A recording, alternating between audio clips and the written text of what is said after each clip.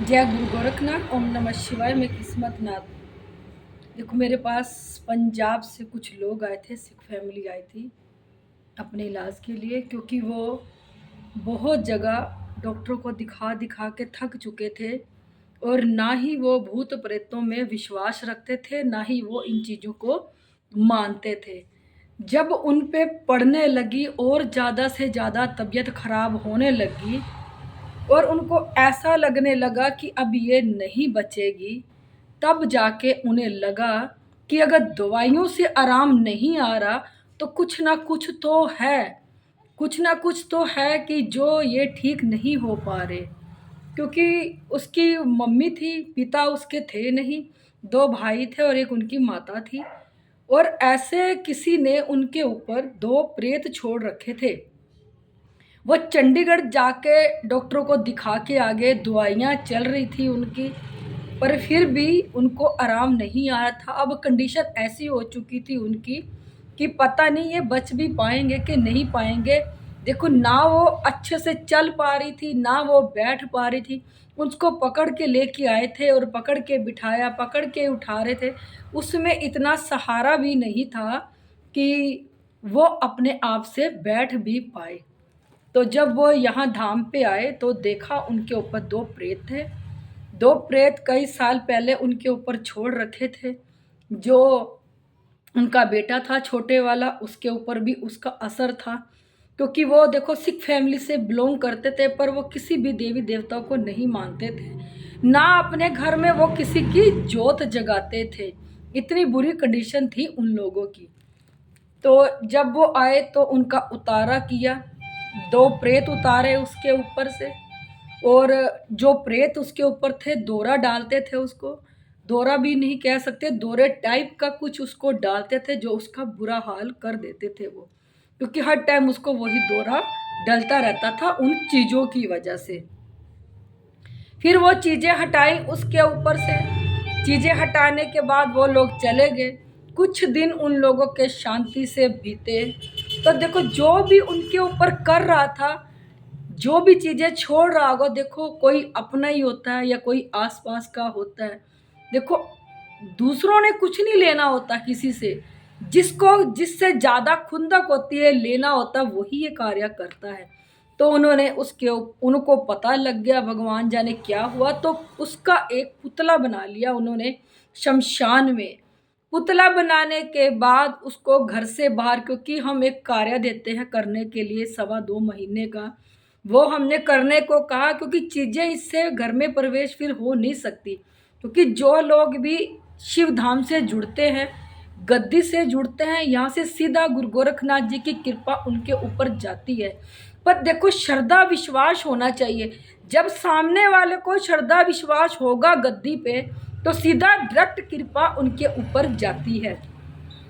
तो उन्होंने पुतला बना दिया, पुतला बना के उसका बुरा हाल करने लग गए। फिर दोबारा से चीज़ें घर के अंदर नहीं आती थी, पर घर से बाहर खड़ी रहती थी। उनकी माता जी को वो चीज़ें दिखती थी, चीज़ें दिखती थी, वो उनको माथा भी टेकती थी दूर से, और वो कहती थी मुझे बख्श दो, मैं बहुत तंग आ चुकी हूँ तुम लोगों से। तो वो चीज़ें तो अंदर प्रवेश नहीं कर सकती थी, पर उसको आवाज़ें लगा लगा के वो घर से बाहर बुलाती थी कि घर से बाहर आ जा। तो हमने एक ही बात कह रखी थी कि उनका कॉल आया हमारे पास कि ऐसे-ऐसे मम्मी को चीज़ें दिख रही हैं घर से बाहर, 3 बंदे खड़े हैं घर से बाहर। तो वो उसको बुला रहे हैं और मम्मी जाने की ज़िद कर रही, हमने बड़ी मुश्किल से रोक के रखा हुआ है। तो हमने कहा उसकी तरफ ध्यान नहीं देना, ना उसको बाहर जाने देना, क्योंकि वो अब वार दूसरे तरीके से करने लग गया था पुतला बना के। पहले वार कुछ और तरीके से हो रहा था, फिर पुतला बना के वार होने लग गया। जो इस गद्दी से देखो जुड़ा रहेगा उसका बचाव रहेगा। वो जितना मर्जी जोर लगा ले आपके ऊपर चीजें छोड़ने के लिए, पर यहाँ से जब शक्ति जाती है, शक्ति का आशीर्वाद हो जाता है, तो देखो चीजें घर के अंदर प्रवेश नहीं कर पाती। चाहे जितना भी करने वाला जोर लगा दे, पर चीजें घर के अंदर नहीं आएगी।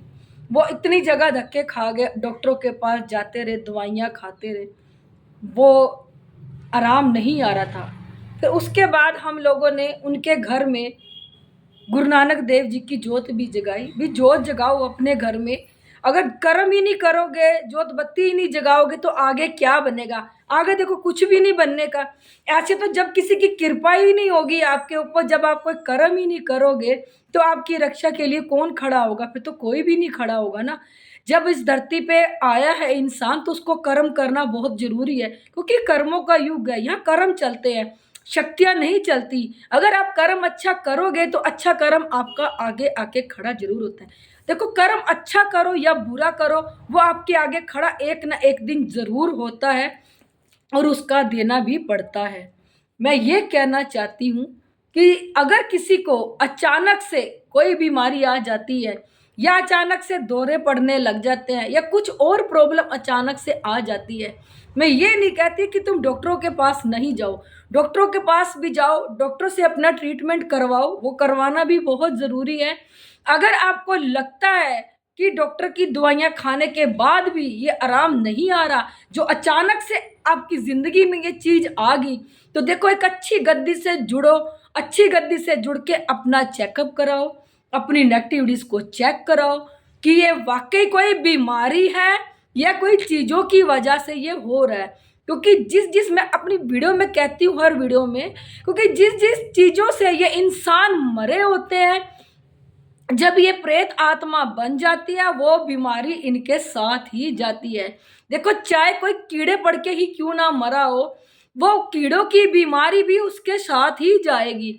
जब वो किसी की बॉडी में प्रवेश करेगा, जिस बीमारी से वो मरा था, अचानक से वो बीमारी उस इंसान को भी हो जाएगी, जो जिस बीमारी से वो पहले इंसान मरा था और जो अब वो प्रेत बन चुका है।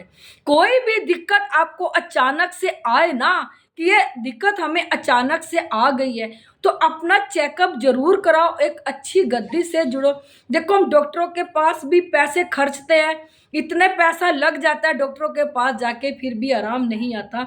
जैसे ये सिख फैमिली से थी लेडीज, उन्होंने जगह जगह धक्के खा लिए थे, वो इन भूत प्रेतों को भी नहीं मानते थे, अंत में जाके मानना पड़ा। अगर वो कुछ दिन और लेट हो जाते ना गद्दी से, तो शायद उन माता जी की जान ना बचती, क्योंकि उनके ऊपर बड़ा ही भयंकर तंत्र वो लोग कर रहे हैं।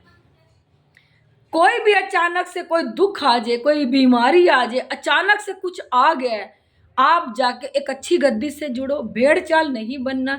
परमात्मा ने आपको आंखें, बुद्धि, दिमाग सब दिया हुआ है। देखने के लिए आंखें दी है, सोचने के लिए दिमाग दिया है, सुनने के लिए कान दिए हैं।